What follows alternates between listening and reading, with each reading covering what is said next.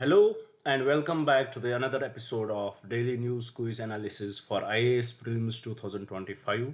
It is 5th April today, and in this video we are going to solve some important questions which could be very much relevant for your preparation. But before we will start our discussion, I would like to give the introduction of this initiative so that if you are new to our channel, you will get more connected with us. I will be more precise and very much brief in it. Basically in this video, we'll discuss three types of questions, and these questions would be taken from three different sources. So depending on it, the first set of questions which we are going to discuss here would be taken from the current affairs of the today's newspaper. What we are going to do? We'll take up the most important articles which are very much relevant for your preparation. We'll try to break those articles down into the simplest language possible, and finally we'll try to derive the possible prelims question from those particular articles so that it will give the idea how a question can be asked from these particular articles, what should be your approach when you are reading these news articles, and what kind of articles are important for you. This is what we are going to do in the first phase of our discussion. After solving questions with respect to current affairs, we will shift our approach to the second part. Here we will discuss questions from the static portion.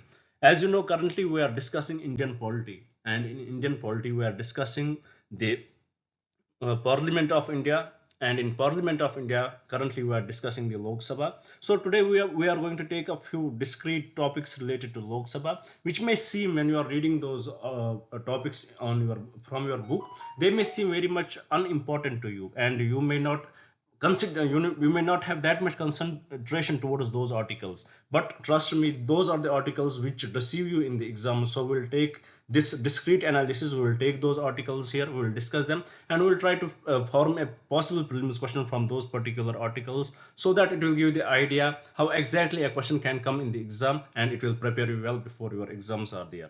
After solving questions with respect to static part, we will shift our approach to the last part of our discussion. Here we will solve questions from the previous year question book.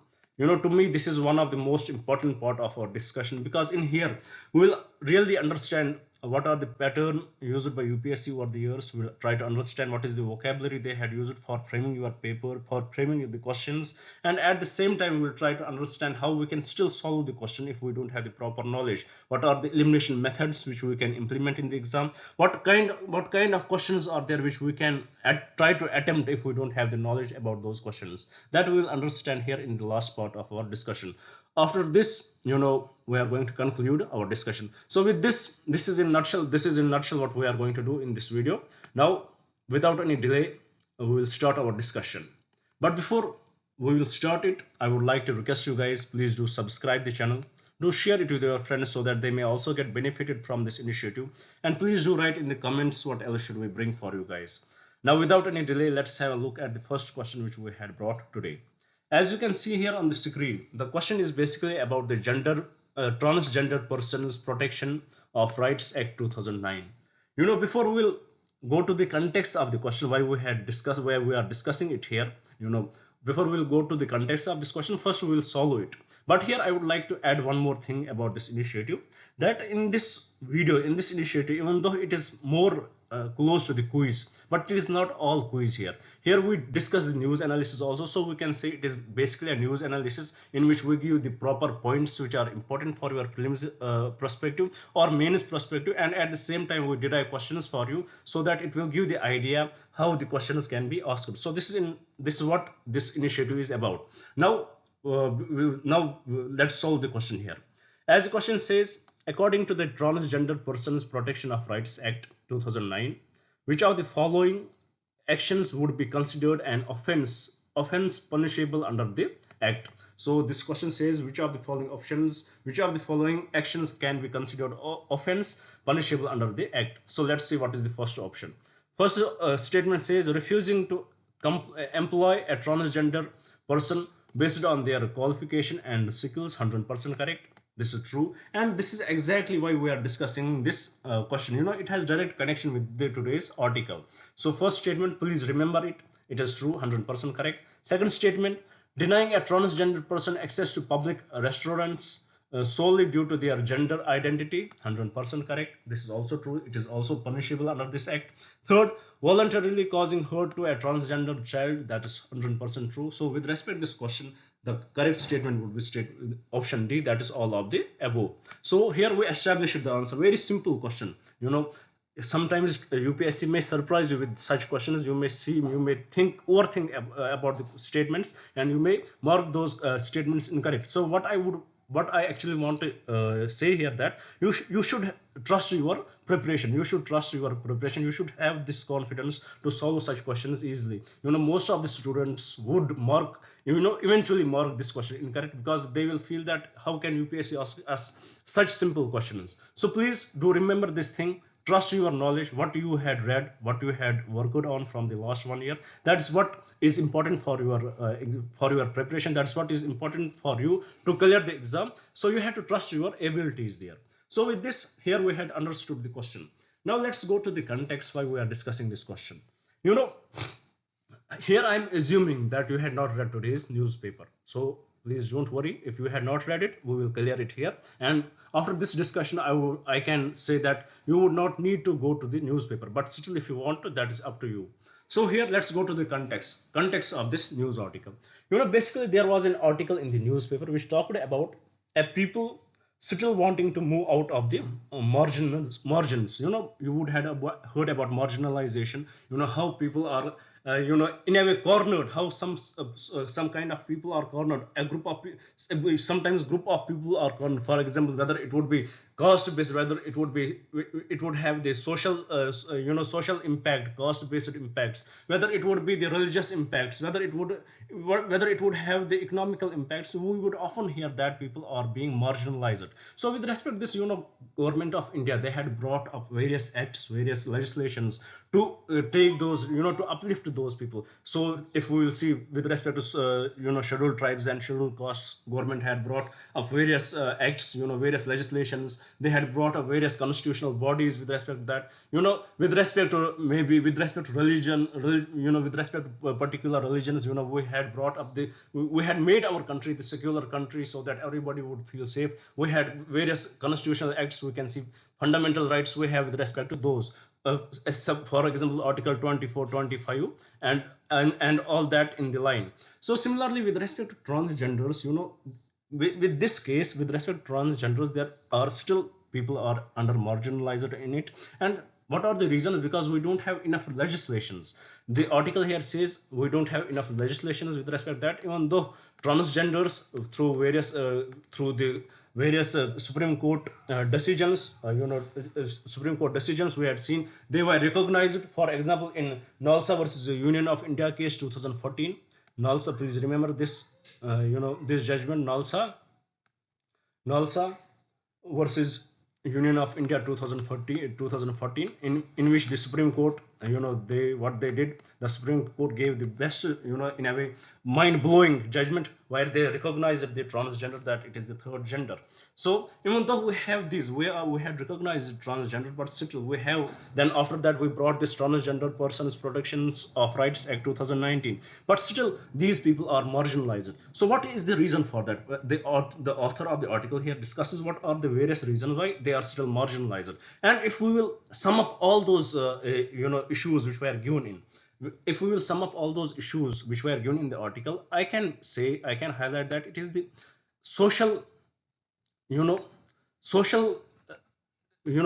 is a social and both social issue as well as the psychological issue. How we had perceived them, how the society has perceived transgenders. It is the unacceptability from this society towards those people. Even though we had laws, but who are going to implement those laws? Those laws are from our society itself. There is lack of sanitization towards those officers who are implementing these laws, who are protecting them. Still, there are cases when only the police officers or the administrators are in a way marginalizing them, in a way violating their rights. So with respect to this, in nutshell, there were various issues which were highlighted. For example, the issues they face with respect to employment discrimination in it. They are not preferred over other, if for example they are not preferred if even they have the education criteria for that, even though we have law, but it is not followed properly. With respect to education, there is, according to the data, approximately there are 56% say 56% of the children from the transgenders, they often go for the dropouts, because they feel very much violated in the educational institutes. They feel very much marginalized in it, and they feel the lack of respect in the schools also. So these are various issues. At the same time, they are abandoned from the houses, and when they will go for the rental houses, the masters of those houses, the owners of those houses, they would not prefer to give them the rental, give their property to rent. They would not prefer to give their property for the rent to these people. And also we had seen various health issues associated with them. When, for example, when they are not given the enough economic opportunities, what are the sources for them to to live their livelihoods? They are forced to go for the human trafficking. They are forced to go for the sex employees, we can say. They are forced to go for these jobs, and these jobs are meant for the unsanitized. There is a lot of issues with respect to sanitization. These are very unhealthy, and various sexually transmitted diseases are found in these people. And it has been found that AIDS is very much prevailing in these people. So these are the economic the restrictions from the economy, the social impact, how the society perceives them. Because of all these issues, when they come together, they in a way marginalize this community. So here the author says it is the right time for the India to understand the importance of them, to understand it is the right time for the government also to bring in more specified laws with respect to them, to bring in right now it is the time of the social media. When everybody is active on the social media, it is right time for the government, right time for the agencies, NGOs, to highlight their issues, to go for more discussions with respect to them. What are their rights, to to uplift their rights, to uplift their conditions. So it is the proper time. And also in the school educations, it is the right time for the government to introduce this transgender studies in the schools, so that they will understand how much they are part of the society which they are living in. So this is the nutshell of this article which was in the newspaper. And with this, I hope you had understood the question as well as the context of the question. Now with this, let's move to the another slide and see what question we had brought there. Well, here, as you can see on the screen, the question is basically about the global south. So before we'll go to the context of the question, first let's solve the question as usual. Try to understand it, try to establish the concept here through this question. Then we will go to the context why we are discussing this question.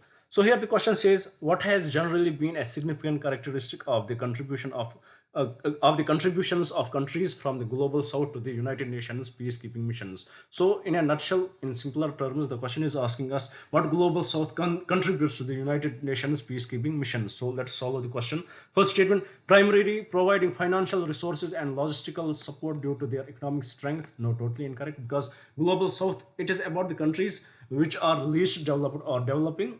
It is about those countries. It is not about the geographical global south. It is about those countries who are least developed or underdeveloped, who are developing. So India has always, India is trying to India is trying to be seen as the global south leader, and it is highlighting their issues. So with respect to this, this discussion would come in the context part here. So first statement is incorrect. Second statement, largely abstaining from troop contribution due to domestic security concerns. This is totally opposite of it. Basically, this global south, its contribution is majorly the troop contribution in the peacekeeping mission. So second statement is incorrect. Third statement, forming the majority of troop and police contributors, often bringing valuable experience in diverse and challenging operational environments. 100% correct. This is exactly what is the answer to this statement question. Fourth statement, primarily focusing on leadership roles within the mission's headquarters due to their diplomatic expertise. This is totally incorrect and absurd. So with respect to this question, the correct statement would be statement C. Now here we understood that the global south, how they can contribute to the United Nations peacekeeping missions. We understand that they don't have that financial stability. They don't have that financial power, they cannot contribute that much financially. But how can they contribute? They can contribute through their troops and police, through their troops to these missions to maintain the peace in the world. And exactly, it is known for that. And if we know that India has been one of the major contributors of the troops to the UN peacekeeping missions. So why here we are discussing this question? The reason is, basically there was article which discussed about right now if we will see the situation in Russia and Ukraine, we are seeing that after how Donald Trump, interfered in this issue, and the mediation from the Saudi Arabia, we understood one thing: both the countries, whether it would be Russia or it is Ukraine, both the countries are now willing to go for the ceasefire, are now willing to prevail peace in this region. So with this regard, when it is the time when the peace is about to be prevailed in this region, when it is the time that there would be ceasefire, when the war would almost end, so it is the time, when such conditions happen, so there is a definitely need for the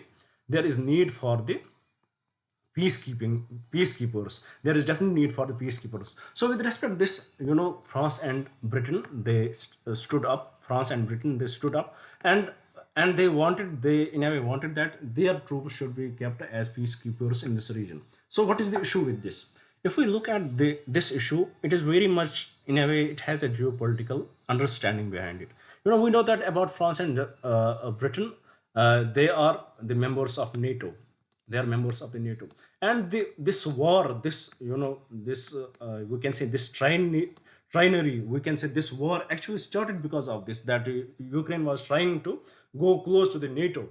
So if it is so, how would Russia allow this? It is very much understood that Russia will never like that the NATO members would interfere in their lands, in these lands. So it will not go well with the Russia. And we understand that if we have to, go for if we will have to establish any consensus, so with this regard, both the countries should be agreeing to that. So in this time when the Russia will not opt for these countries, these peacekeepers, what will happen? What is the solution? So the solution is here with the global south. It would be the opportunity for the global south to show their importance to the world, that they cannot be just the spectators, they cannot just be the just watch, they cannot be just the spectators. They can also contribute in it, they can also act in it. They are not just the passive visitors, they can contribute and act on it, and they can prevail peace in this region. It is the opportunity for the global south to show their importance to the world, show the world that they are as worthy as worthy as the developed nations. So with this regard, that's why we discussed this question, and I hope you had understood the question as well as the context of the question. Now let's move to the another slide and see what question we had brought there. Well, here again the question is about the anti-defection law. In our recent class also we discussed it. So let's see it. Let's discuss it again. Why it is in news? Because the delays taken by this speaker in deciding with respect to the anti-defection petitions. It is in news because there is no specific time period decided under the 10th schedule of the Constitution. So with this regard, even though we have the judicial review, the judiciary can review the decision of the speaker, but when will it review? It will only judiciary will only review once the speaker decides about the defection. So once, if speaker is not deciding, he is just staying on it, so there is least opportunity from the judiciary, least involvement of the judiciary in this regard. So with this, we had seen various cases where the opposition parties, they had highlighted that the speaker, who is by convention from the ruling party, is in a way showing his bias in solving such issues. So with this regard, that is the discussion in the news. With this, we have brought this question here. I hope you will understand it. Let's solve the question. Question says, consider the following statements regarding the anti-defection law in India as enshrined in the 10th schedule of the Constitution. First statement: a legislator incurs defection disqualification if they voluntarily give up their membership of their political party. 100% correct. Second statement: an independent legislator is disqualified if they join any political party after being elected. An independent legislature is disqualified if they join any political party after being elected. 100% correct. This is true. Third statement: a nominated legislature is disqualified if they join any political party within the 6 months. No, after 6 months they are disqualified. So third statement is incorrect. Fourth statement: defection is permitted without disqualification if at least 1/3 of the legislatures of a political party decide to leave the party together. No, it is not 1/3, it is 2/3. So fourth statement is also incorrect. So with this regard, the correct option would be option statement 1 and statement 2 only, and from the code given below, the correct code would be option A. Why we discussed this? Because there is discussion over the time period taken by the speaker, the bias shown by the speaker in solving such questions. So what can judiciary do now? They can invoke article 142, or judiciary can invoke article 142, and they can in a way advise speaker to act on it, or they can go for the extreme judgments to prevail justice in this regard. So let's see what judiciary will do with respect to that. Let's see, that will definitely come in news. So with this, I hope you had understood the question here as well as the context of the question. Now let's move to another slide and see what question we had brought there. Well, question is about the remittance received by India. With this regard, there was discussion in the news article. Basically, it talked about the presumption, or we can say the trend in the remittances which we had received from the past. It is showing a change from last 1 year, and from last 1 year the trend of remittances which were received by Indians, it is showing a change. So with this regard, let's solve the question and we will understand the article as well as the question here. The question says, consider the following statements regarding the remittances received by India. First statement, remittances are significant source of foreign exchange inflows, often offsetting trade deficit. 100% correct, nothing wrong with the statement. Second statement, the majority of the remittances received by India originate from the Gulf Cooperation Council countries. Totally incorrect. It used to be, but from last 1 or 2 years it has changed, and it has highlighted that approximately 56% are from the other countries.